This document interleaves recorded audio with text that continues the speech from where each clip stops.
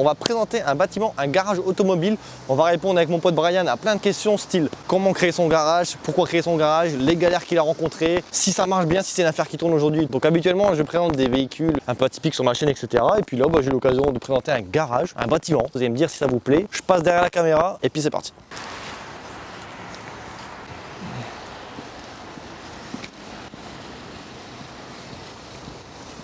Brian Auto.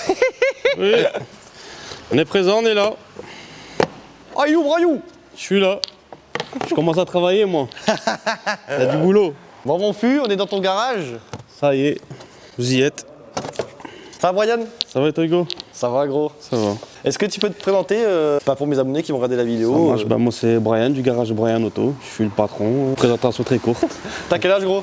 31 ans. Donc en gros les gars, c'est une nouvelle série où je vais venir visiter des bâtiments, un peu des artisans, des entrepreneurs un peu comme Brian qui vont nous présenter son bâtiment, son activité. Donc là pour le coup les gars, c'est un garage automobile. Si t'es chaud gros, on va visiter le bâtiment. Ah, vas-y. Comment toi t'es venu à te dire vas-y je vais créer un garage automobile? Bah, moi ça m'est venu parce que j'en ai marre de travailler pour des patrons. Donc j'ai décidé de créer mon activité moi-même. Parce que les patrons c'est tout le temps chiant, tu dois obéir à ce qu'ils te disent, etc. J'en ai marre de ces contraintes. Donc j'ai dit allez hop, je me lance, j'ouvre mon activité et on verra où ça nous mène. Et c'est ta première société toi, ou t'avais déjà créé un truc Non, avant? j'ai déjà eu avec ma femme avant mais totalement différent, une boulangerie on avait. Ah ouais? C'est totalement différent. Ah, c'est marrant. Ça n'a pas marché comme on voulait, donc on a revendu. Et puis après, j'ai travaillé pour des patrons, dans des garages, etc. Et après, j'ai ouvert mon activité. On s'est lancé, on essaye. Pour l'instant, ça marche un petit peu, pas encore comme je voudrais, mais... Parce que là, faut dire, ton activité, elle débute. Ça fait combien de temps que tu t'es lancé, Ça toi? fait maintenant 1 an et demi. Ok, 1 an et demi. 1 an et demi, il faut le temps que ça prenne son envol après. Ouais, c'est normal. Hein. Puis bon, voilà, je suis là pour ça aussi, pour t'aider. Exactement. C'est cool. T'avais des salariés? T'as des salariés, toi? J'avais, quand j'ai commencé, 2 salariés. On va visiter en même temps si t'es chaud. J'avais 2 salariés quand j'ai commencé.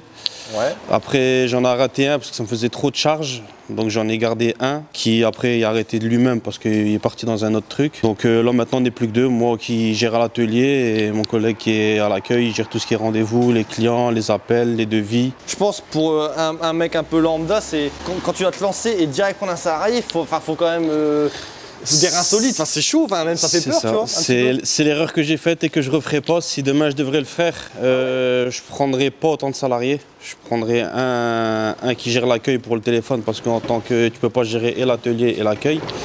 Donc c'est un peu compliqué. Donc j'en prendrai moins. Et donc là je te fais visiter. Si c'est une petite pièce, bon j'y vais pas souvent. Je mets un peu de bordel ici, hein. Des huiles. J'ai une petite presse que j'utilise pas parce que c'est une petite presse en 12 tonnes. Une presse qui sert à quoi ça gros? Ça c'est je fais tout ce qui est roulement avec, mais bon je l'utilise très peu parce que c'est une 12 tonnes donc des fois c'est pas suffisant. Donc j'en ai une plus grosse qui est de l'autre côté. Ici j'ai ma machine pour compresser les ressorts. Quand je dois changer des ressorts d'amortisseurs, des amortisseurs, des coupelles d'amortisseurs. C'est une vraie merde apparemment les amortisseurs on m'a dit. Quant à ça, mais il faut faire attention parce qu'il y a plusieurs dimensions. Je te parle en termes d'expérience, ça m'est déjà arrivé. Il suffit qu'on ne met pas la bonne dimension sur le ressort, ça arrive que les ressorts ils sautent à ta gueule. Ah ouais? Donc quelque chose serait dangereux.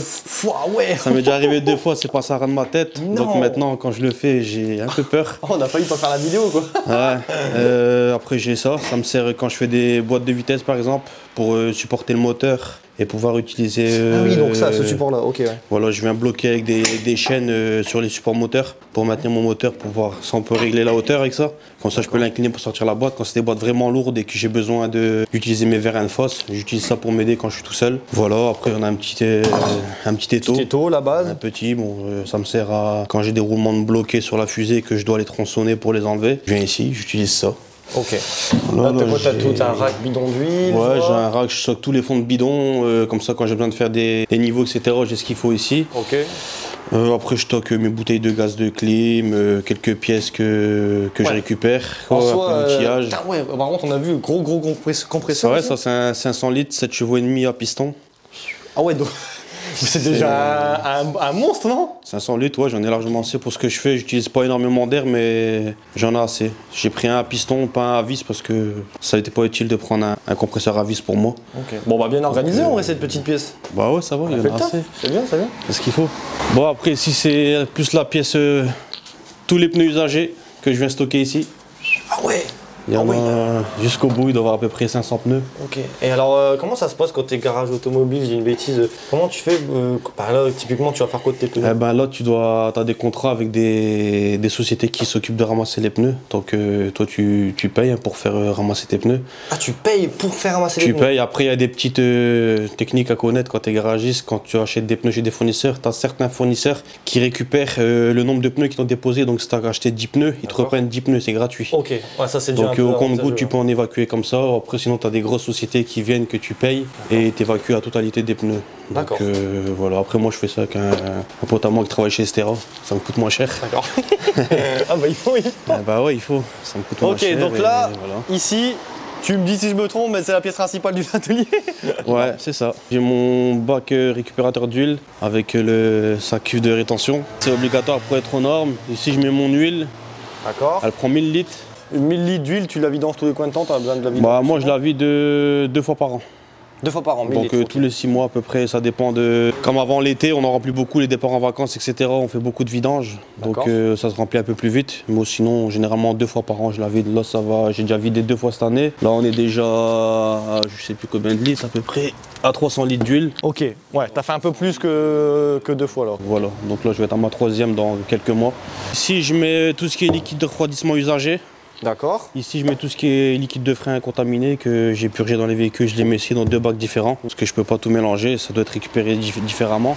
Après, ici, j'ai un extracteur de gaz d'échappement qui est obligatoire dans les garages. Quand tu laisses un véhicule tourner à l'arrêt, tu dois mettre ça au pot d'échappement. Ah oui, ok, ouais, c'est un peu comme il y a chez Bentech. Hein, exactement. L'extracteur. C'est la même chose. Bon, celui-là, il est vraiment relié par contre. Ouais, celui-là, il est relié, il sort à l'extérieur. Franchement, tout ce que je trouve, c'est que ton garage, il est vraiment carré, c'est propre. Ouais, bah faut le tenir propre à condition parce que c'est du boulot. Hein. Tu dois faire la mécanique et ranger et gérer les ouvriers et tout en même temps. C'est un peu compliqué, mais bon. Là, comme je suis tout seul, c'est moi qui travaille à l'atelier tout seul, donc c'est organisé puisqu'il n'y a que moi qui viens ici.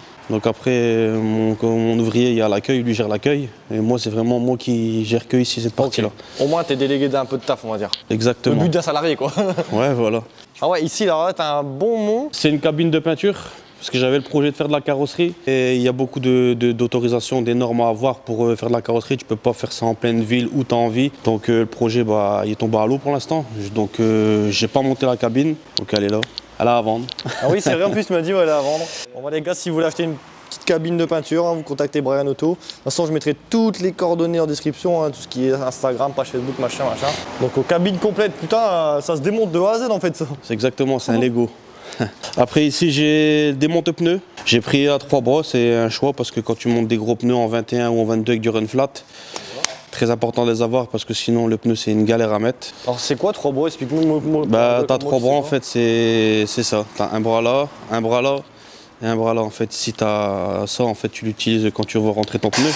Tu guides le pneu avec ça, ça aère. Donc tu viens écraser le pneu ici avec. Après tu as un bras qui est ici, tu viens écraser ton pneu ici avec. Comme ça toi t'as pas besoin de le tenir. Et après avec le démonte-pneu, ben, je viens tenir le pneu et bah, ça m'aide quoi. Ça doit aller bien sinon... quand même des machines comme ça, non? Ah ouais, ça aide vraiment. C'est pour ça que j'ai fait le choix de prendre des 3 bras. Parce que sinon si on a des machines, tu as juste ce bras là et celui-là. Franchement quand tu as des gros pneus en 21 ou 22 avec du run flat, etc. C'est une merde à les mettre. Donc quitte à investir, autant prendre une bonne machine. Bien. En parlant d'investissement, du coup, tu t'es lancé dans ton garage. Ouais. Je sais pas, est-ce qu'un jour tu t'es déjà posé, tu t'es dit, vas-y, je fais les comptes de combien ça m'a coûté tout cet investissement? Ah ouais, j'ai déjà fait ça, je l'ai fait au compte-gouttes. Hein. Chaque fois que je faisais des travaux, je notais chez moi, je gardais les tickets de caisse, les factures, j'ai tout gardé. Ouais. Et tu sais nous dire un peu? Ouais, pas de problème, ça m'est revenu moi à 85 000 €. 85 000 € tout le garage? C'est parce que après c'est beaucoup de travaux, c'est beaucoup les travaux qui m'ont fait une grosse dépense. Sinon en matériel, il y en a peut-être pour un peu moins de 40 000 € pour tout le matériel. Mais ce qui m'a pris vraiment gros, c'est les travaux. Parce que j'ai le bâtiment, c'était, on va dire, une ruine quoi. Bon, d'ailleurs, on mettra des plans les gars. C'est vrai que le bâtiment avant c'était, comme tu dis, une ruine. Il n'y avait pas, j'avais rien. J'avais pas de porte ici, j'avais pas de porte ici. Oh putain, t'as vraiment bien taffé. J'avais pas le sol par terre, c'était des anciens carrelages à l'ancienne avec en dessous du ternaire, là, du sable noir là, tassé, mais il était tellement mort que je pouvais même pas fixer de pont dessus, je pouvais rien faire du tout. Donc il a fallu que je refasse le béton complet au sol. Il a fallu que je fasse 2 ouvertures pour entrer et sortir les véhicules parce que j'avais qu'une petite porte. On peut voir là-bas, les parpaings que tu vois là-bas au fond, c'était la porte d'entrée principale.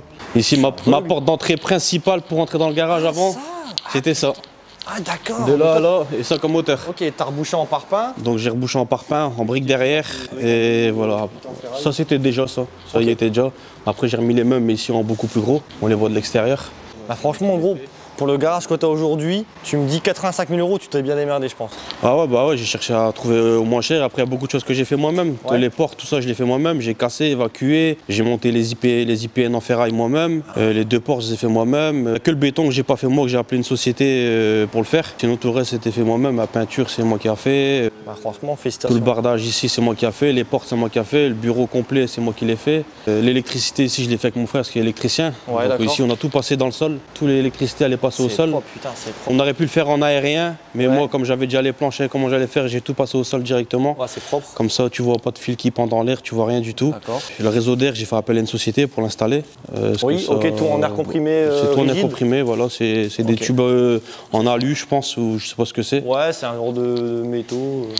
Voilà, ça c'est une société Ça qui t'a est pris venue me la combien faire. de temps pour Faire tous les travaux. Ouais. Bah, moi, j'ai eu les clés ici en février 2020. J'ai mis 6 mois pour faire les travaux tout seul.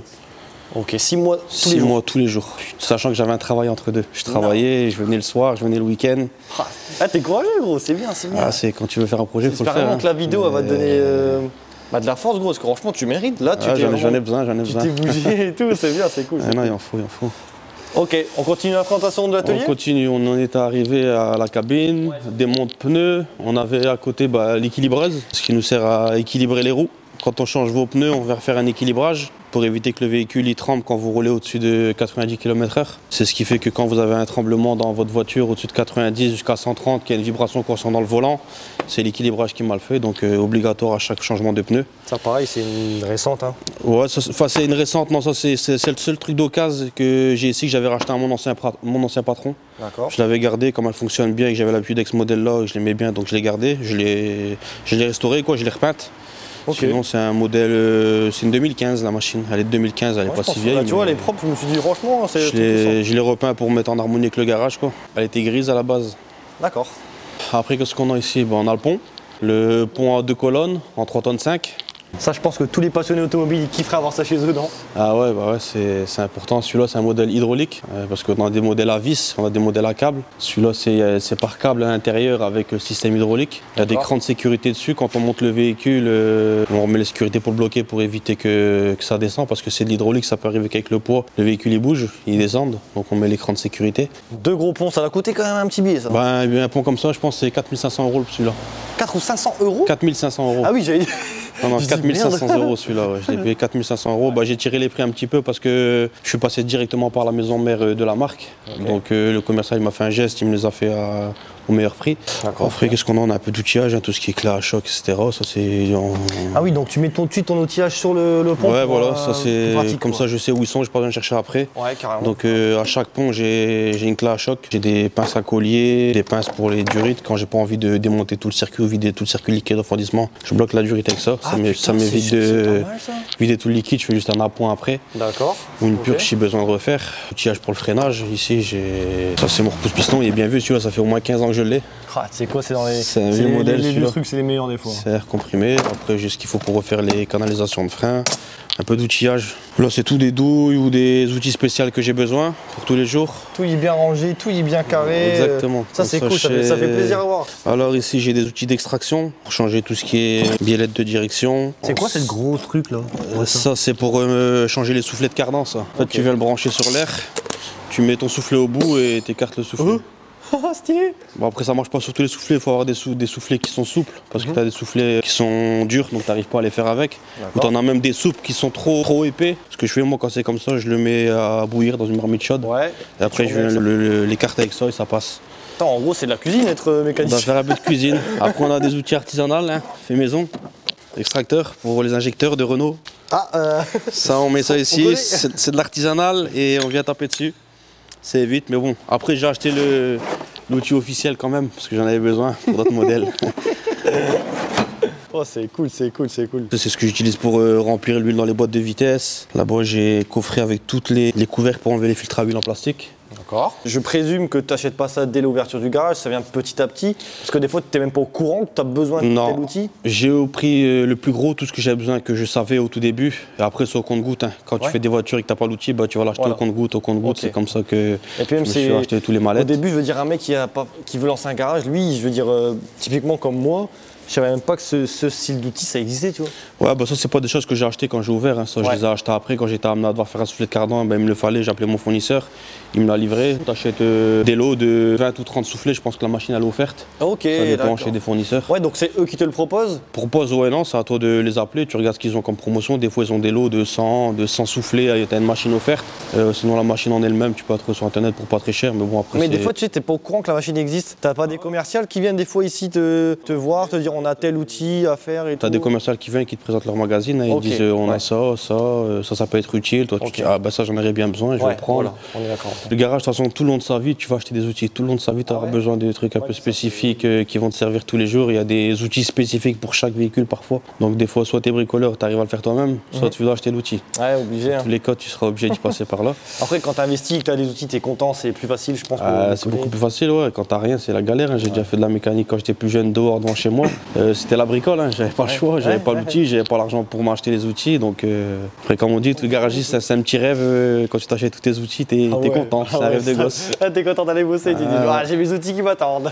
Ah, t'es obligé. Non, on a les manomètres pour faire la pression des pneus, on a les enrouleurs. Bon, ici c'est une petite armoire, je mets un peu de visserie qui peut me servir tous les jours. S'il manque un vis sur un véhicule, un vis qui casse ou ça arrive. Là j'ai la clé à choc, c'est une plus grosse celle-là qui me sert quand des écrous vraiment fort serrés de roue. J'arrive pas à desserrer, je prends celle-là. Okay. Elle a plus de newton donc elle est beaucoup plus puissante. J'ai un petit cric. Petit, hein. Un petit cric Facom. Purée. Alors, ce qu'ils sont bien, si je dis pas bêtises, ils sont très plats ceux-là. Du coup, tu peux les mettre. Celui-là, c'est pas l'extra plat. Celui-là, il est plat, mais il y en a des plus plats qui ont la forme ici, elle est un peu arrondie comme ça. Comme ça, il passe vraiment en dessous. Celui-là, il est déjà pas mal. J'en ai assez, j'utilise pas souvent, mais ça m'arrive de l'utiliser. J'ai les ponts, donc voilà. Ici, j'ai 2 récupérateurs d'huile quand je fais les vidanges. Ça, c'est la base du mécanicien. Soit ça, soit tu prends un vieux bidon. Comme j'en ai 2, puisque comme il y a 2 ponts, comme ça chaque mécano a son. C'était ma logique au début, donc j'avais tout pris en double parce que je me suis dit 2 ponts, 2 mécanos, tout en double. Ah oui. Comme ça, on perd pas de temps. Prête-moi ta clé, prête-moi ton truc, prête-moi ton récupérateur, etc. Donc j'avais tout pris en double. J'avais pris 2 servantes, 2 verres fosse, 2 récupérateurs d'huile, 2 clés à choc. 2 presses et tout. De presse, j'en ai 2. J'en ai une petite qui est là-bas, mais ça, je l'utilise presque pas. Après, j'ai la plus grosse qui est ici, que j'ai achetée par la suite. Ouais, ça, c'est une balai. Celle-là, c'est une 30 tonnes. Avec celle-là, ça me permet vraiment d'enlever n'importe quel roulement. Ah, je pense. Des fois, tu galères un petit peu parce qu'ils vendent des outils spécifiques pour venir caler ton moyeu dessus, etc. Mais moi, je ne l'ai pas acheté. Comme je fais pas beaucoup de roulements, je ne l'ai pas acheté, mais c'est un truc qu'il faudra que j'achète par la suite peut-être. Après, elle est vendue avec tous ces embouts qui permettent de pousser sur le moyeu. Tu as plusieurs diamètres, tu as du petit au gros. Ça, c'est le plus gros, ça, c'est le plus petit que j'ai. Donc ça, tu l'utilises très rarement. Tu me rends compte qu'il faut vraiment, c'est un panel d'outils, c'est un truc de fou. Il te faut pas mal d'outils quand tu fais de la mécanique. Ouais. Donc ça, on en a parlé, c'est les verres fosse qui me servent quand je change des boîtes de vitesse. Essentiellement pour les boîtes de vitesse. Ouais, j'utilise que pour les boîtes de vitesse. Quand elles sont lourdes, quand c'est pas trop lourd, j'utilise pas, je la porte et je la pose. Quand je fais des boîtes de vitesse sur des voitures qui sont lourdes, j'utilise. Je soutiens aussi le moteur avec. Par exemple, quand j'ai la possibilité de passer les deux en dessous du véhicule, je vais venir caler le moteur. Avec un, je mets des cans en caoutchouc ici et je viens caler le moteur. L'autre, je viens poser la boîte dessus. Ça m'aide beaucoup. Quand tu es tout seul à faire des embrayages, c'est tes meilleurs amis. C'est tes ouvriers. C'est ça. Et en plus, ils ne demandent pas de sous. Bon, après, j'ai une deuxième servante qui est là, c'est du expert. Ok, grosse. Je les ai pris en XL parce que c'était une promotion commerciale m'a fait. Est-ce que tu peux les ouvrir, qu'on regarde un petit peu comment c'est fait? Il va manquer pas mal de choses. Hein. C'est avec le temps, mais sinon, ouais, ça c'est avec des rangements en mousse. Donc on a de tout. Hein. Ça c'est des clés à choc pour les chocs. Après on a ceux-là. On a les moyennes et les plus petites. Bon, moi je parle pas en quart de pouce ou en pouce. Hein, Ouais, les moyennes les plus petites c'est très bien. Bon là, celle-là j'utilise quasiment pas cette servante. J'ai pas l'habitude avec celle-là. Il y a un peu de tout, c'est vraiment des servantes pour la mécanique. C'est pas pour bricoler à la maison. Bon après ici je mets un peu mon bordel, des Colson, ma clé Dynamo. C'est les mêmes clés Dynamo que Bentech? C'est exactement les mêmes. Okay. C'est tout pareil. Les mêmes filons. On a les mêmes enrouleurs, on a les mêmes servantes. J'ai vu. Alors là j'ai mon purgeur de frein. Quand je fais des remplacements de freins, je viens faire la purge. Ah, c'est une machine, une grosse machine comme ça spécialement pour faire les étriers. Voilà, je fais avec ça, je fais purge d'embrayage quand j'ai remplacé un embrayage hydraulique. Je fais les purges de freins quand je change les plaquettes ou que je vais intervenir sur les freins arrière, remplacement des pistons de freins arrière, etc. J'utilise ça comme ça évite des deux et qu'il y en a un qui pompe à la pédale et un qui est derrière. Ça, je peux le faire en autonome tout seul. Là, j'ai pareil, purgeur de liquide de refroidissement. Quand je dois faire une distribution ou un remplacement de liquide de refroidissement, c'est un système par dépression avec une aspiration. Donc je viens mettre ça sur le bocal de liquide de refroidissement. Ça crée une dépression à l'intérieur et ça vient aspirer tout le liquide qui vient se mettre là, le vieux liquide. Oh, c'est énorme. Et après je peux réinjecter le nouveau liquide, toujours par le même principe, mais en fermant les vannes. J'ai 2 tuyaux de chaque côté.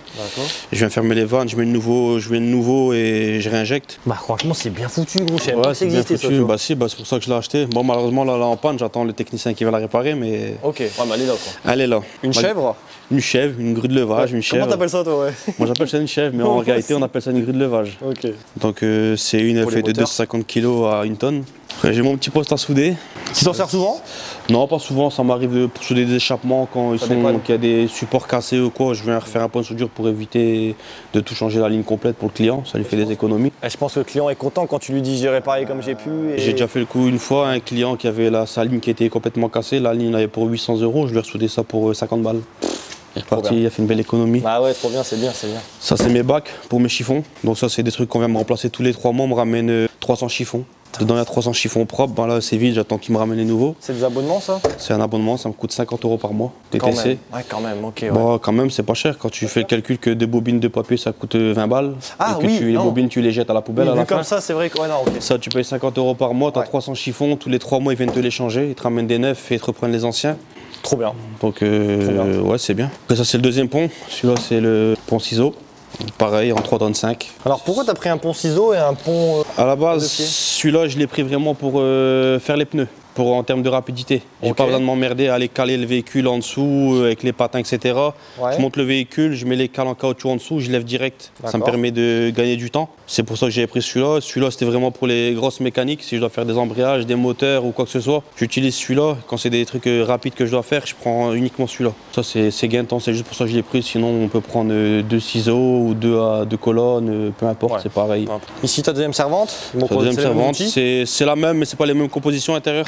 Celle-là, c'est des rangements en plastique. Moi, c'est celle que j'utilise. Ça, c'est la mienne que j'utilise tous les jours. J'ai l'habitude avec celle-là, donc je sais à chaque outil où il se trouve exactement. Elle est un peu, on va dire, différente de l'autre. Ouais, top. Tu sais tout où il va, tu peux être rapide.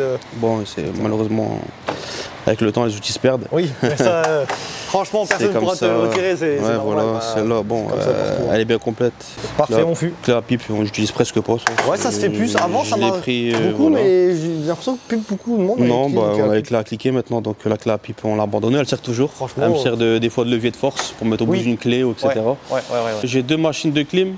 Ça c'est plus pour les contrôles techniques, moi je l'utilise pas. C'est un lot que j'avais acheté quand j'ai fait l'ouverture du garage, j'avais acheté ça d'occasion avec l'extracteur de fumée et le réglophare qui est là. C'était un lot que j'avais racheté à un contrôle technique qui a fermé. Tu voulais faire quoi, contrôle technique aussi? Non, ça me sert pour moi régler les phares des clients. Par exemple, sur le contrôle technique, il y a un réglage de phare à faire. Je leur fais le réglage de phare. Oh, les machines de dingue, les gars. Comme c'était un lot, j'ai acheté le lot pas cher. Sachant rien qu'un réglophare en neuf comme ça doit coûter 2000 €. Ah ouais. J'ai payé ça, la machine là et le truc là-bas, j'ai payé 500 €. Ah, elle est belle. Donc j'ai été les chercher. Après ici j'ai 2 machines de climatisation. Là on a le nouveau gaz pour les nouveaux véhicules à partir de 2018. Après pour repérer c'est facile, là, vous avez des bouchons sur les tuyaux de clim.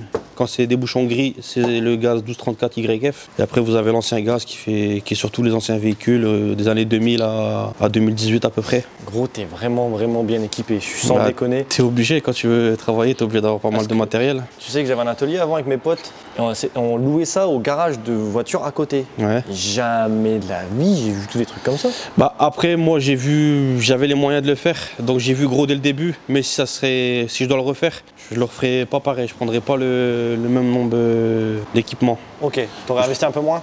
Ouais, un peu moins, ou d'autres marques. Là, j'ai voulu prendre vraiment de la marque, comme c'est ma première expérience. Et moi, j'ai vu, comme j'ai travaillé dans des grands garages juste avant, que eux, ils prenaient de la marque parce qu'ils ont les moyens. J'ai voulu faire pareil, et au final, pour se lancer, c'est pas ce qu'il faut faire. D'accord, donc ça, c'est un conseil que tu donnerais à... C'est un conseil que je donnerais, ouais. Pas forcément faire comme moi, prendre que des marques. Moi, c'est ce que j'ai fait au début, j'ai tout acheté en marque. Après, ça m'a pas coûté énorme parce que j'ai tiré les prix au plus bas que les commerciaux. Il faut connaître comment ils marchent pour travailler avec eux, donc j'ai tiré les prix au plus bas. Ça m'a pas coûté énorme en matériel, ça m'a coûté à peu près 30-35 000 peut-être pour tout le matériel, mais on pourrait le faire pour beaucoup moins cher. J'avais fait un devis chez un autre fournisseur pour l'équiper vraiment full. J'en avais pour 35 000, mais j'avais beaucoup plus de matériel que ce que j'ai déjà. Mais j'ai pas voulu le faire parce que c'était des trucs chinois, je me suis dit ça va être de la merde, etc. Et au final, j'ai des potes à moi qui ont des garages, ils sont équipés chez lui et le matériel marche très bien. Donc si je me dirais ça sera à refaire demain autrement, je prendrais du matériel peut-être chez eux et ça me coûterait moins cher et équipé pareil au final. Donc c'est le conseil que tu donnerais aux... Des conseils que je donnerais, pas forcément se dire bah écoute je veux telle marque parce que tu as travaillé à ce garage là, ils avaient celui-là, non. Après il faut quand même prendre du matériel ou qu'ils ont un SAV qui soit réactif parce que si demain ton pot tombe en panne, t'as pas de SAV, ben tu te démerdes, tu le répares par toi-même, c'est bricoleur ou ben il marche plus et il fait office de déco dans le garage. Ouais, relou. Oh, si tu mets 4500 dans un pot et que le truc... C'est ça. Après, t'en trouves des 3,5 tonnes à moins cher que ça, à 2000 €. Hein. T'en trouves, mais il faut un SAV. Et moi, j'ai fait le choix de prendre cela parce que ceux que j'avais trouvé à pas cher, ils avaient un SAV, mais le SAV, c'est le patron qui le fait, donc il n'est pas réactif. Donc ils vendent à tout le monde, mais après, quand t'es en panne, ben, il dit bah démerde-toi. C'est pour ça que je ne l'ai pas fait. Je suis parti sur d'autres marques. Au moins, si demain j'ai un problème, j'appelle le technicien et ils viennent dans la semaine me le réparer. Puis voilà, après, je pense qu'on a fait le tour du matériel. Toi, un retour d'expérience 1 an et demi après avoir créé ce garage, qu'est-ce que tu pourrais me dire? Est-ce que ça marche? Est-ce que c'est tes attentes? Ça marche, mais ça marche pas comme j'avais prévu dans mon prévisionnel. J'ai fait un prévisionnel, je ne l'ai pas atteint. Bon, j'étais pas loin, mais je ne l'ai pas atteint. Après, ça peut être du fait que aussi je suis tout seul et que je refuse pas mal de travail, qui fait que mon chiffre n'a pas été atteint. Mais sinon, dans l'ensemble, je suis sur ma lancée, mais pas sur les chiffres que je voulais. Tu ne reprendrais pas un salarié pour justement t'aider? Si demain ça sera à refaire, pas à refaire, mais si je dois prendre un autre salarié, j'arrêterai mon bonhomme qui est à l'accueil et je prendrai un deuxième mécanicien. Comme ça on serait 2 mécaniciens et puis moi comme je sais gérer aussi l'informatique, ça me permet de faire mes devis, de répondre à des clients, etc. pendant que j'ai un mécano qui est là. Ça je pense que c'est la bonne solution pour débuter. Ouais, c'est de prendre en fait 2 mécanos et soi-même être capable de gérer tout ce qui est comptabilité, téléphone, prise de rendez-vous, les commandes de pièces. C'est aussi un travail. Si tu oublies de commander des pièces, le client y arrive, t'as pas les pièces. Donc c'est important de faire ça. Donc c'est bien, faut pas se dire écoute, je vais ouvrir, on va être 2, je prends un bonhomme qui fait que de l'accueil et un qui fait que de la mécanique, tu vas pas t'en sortir. Vaut mieux prendre 2 mécanos et toi prendre sur toi un petit peu et gérer un peu le bureau pour lancer ton affaire. Tu connais un peu ton chiffre d'affaires annuel que tu as fait? Ouais, sur ma première année, j'ai regardé, j'avais fait un prévisionnel à 300 000 sur la première année. Bon, je ne l'ai pas atteint, j'ai fait 190 000. Ok, en chiffre d'affaires. Un peu plus de la moitié. Un peu plus de la moitié, ouais. C'est quoi le business de l'automobile? Est-ce que les gens ils payent facilement? Est-ce que c'est compliqué? De nos jours, non. Dans l'automobile, ils ne payent pas facilement. Parce qu'il y a plein de mécaniciens qui travaillent dans la rue. Tu vois, chez eux, pour pas cher, dans la rue, ils te prennent un cric, ils te réparent la voiture. Ah oui. Ça, c'est nos plus gros ennemis. Ah oui. Après, il y a des garagistes qui se disent garagistes, mais qui ne sont pas officiellement déclarés. Donc, ils font ça au black comme ça. Donc, ils te baissent les factures au minimum. Au ras des pâquerettes, on va dire. Tu peux pas concurrencer, quoi. Et donc nous, après, en tant que garagiste, derrière, nous, on a des charges à payer, des ouvriers à payer, des loyers à payer, des factures. Donc on ne peut pas tirer les prix au plus bas. On essaye déjà d'être au plus bas, mais bon, ça ne peut pas tout le temps marcher. Là, on a un petit Philippe qui a pété. J'ai eu peur. On se fait attaquer, ça y est. Donc là, on va visiter l'accueil. Donc c'est là où les clients ils rentrent par ici. Exactement. Oh, tu chauffes et tout ici? Ah ouais, c'est chauffé, il faut mettre bien les clients. Donc ici, c'est la petite salle d'attente. Il y a 4 chaises pour que les clients puissent patienter. Quand c'est des interventions rapides, ils peuvent attendre sur place. Sinon, on laisse le véhicule et quand on a fini, on leur met un petit coup de téléphone et ils viennent chercher le véhicule. T'as une petite machine à café et tout, ils sont bien. Petit café, il y en avait de meilleur que ça avant, mais on l'a changé. Ici derrière, c'est le comptoir, ça c'est nous qu'on est derrière. Grosse imprimante et tout. Gros, je te jure, j'en reviens, mais t'es hyper bien équipé. On essaie de faire ça bien. Tu sais que quand je vois ça, je me dis, il a une imprimante de compétition. Ça, je l'ai pris en termes de, on va pas dire de budget, mais en termes de... Ça fait plus d'1 an que je l'ai, j'ai pas encore changé les cartouches. Ah ouais? J'ai imprimé plus de 2 ou 3 000 feuilles avec depuis. J'ai jamais changé. C'est ce que j'ai acheté d'Oka, c'est une reconditionnée, je l'ai payé 600 €. Après à côté, ce que vous voyez Tiflex, là c'est les machines pour faire les plaques d'immatriculation. C'est avec une imprimante, ça marche avec une imprimante. Bon mon fût, écoute, Bah moi je te le redis, hein, je suis honnête, c'est un superbe garage. J'espère que tu vas vraiment voir la force, les gens. Ouais, il faut se donner la force après, des fois c'est pas évident, il y a des moments où c'est calme, comme actuellement c'est les périodes les fêtes de Noël, etc. C'est vraiment très calme. Mais tu t'es donné à fond pour cette activité quand même. Je me suis donné plus qu'à fond. Ouais. Tu t'es saigné. J'ai charbonné à fond. Ah c'est bien super. T'es situé où gros? Je suis sur Tourcoing, c'est 242 rue des Trois-Pierres et c'est 59 200 Tourcoing. Ok, vous êtes à 15-20 minutes de Lille. Ils viennent ici, ils demandent Brian. C'est ça, je suis tous les jours là, vous tomberez à l'accueil sur Baïla et ici sur moi. Ok, bah c'est cool. Bon bah c'est cool les gars, c'était fin du premier épisode chez Brian. Brian, merci mon fils. Bon ça c'était cool? Ouais c'était cool, première vidéo pour moi. Ouais d'où? On a tout présenté bien, c'est un plaisir. Moi j'aime bien présenter les choses les gars, donc si vous voulez faire comme Brian, vous m'envoyez un petit mail les gars, ça s'adresse ici, avec un petit descriptif de votre activité, projet, c'est cool quoi. Puis surtout dans les commentaires, dites-moi si vous avez trouvé ça intéressant. Ça c'est ce qui va vraiment donner, ça va être cool. Toi tu vas aller dans les commentaires. C'est ça, on va voir les commentaires, voir ce qu'ils disent sur le garage, ça peut peut-être apporter des choses pour moi, me dire j'avais pas dû faire ça, ou peut-être il manque ça, c'est toujours bon à prendre. Les gars, merci pour la force. Pour aller voir Brian sur place, n'hésitez pas, tu mets ton description. Et puis à la prochaine pour une vidéo. Salut mon fût. Salut. Ciao.